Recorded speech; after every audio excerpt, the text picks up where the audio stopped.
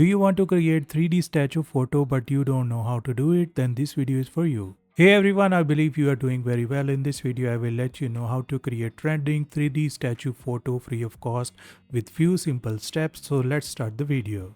First of all, open your computer browser. Then sign in into your Gmail. I'm already signed in. Then search Google AI Studio. Then you will see this kind of website. Open the first website in new tab. Here we go. Then you will see this kind of page. Here you will see some more options and you have to click on try nano banana. Here we go. Then you will see plus icon, click on that and you will see upload image option. Click on upload image, select your image. Here we go. And then click on open, and after that you have to insert the prompt. I am sharing the prompt in my YouTube video description. You can copy it easily. After entering the prompt, click on run.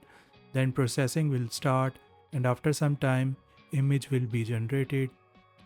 So you can see image has been generated. Click on the image to view the full image. Here we go. And then you will see the download option as well on the top. Click on download to download the image in your device. Here we go. So you can see 3D statue photo has been generated. So friends, this is how you can create trending 3D statue photo free of cost with few simple steps.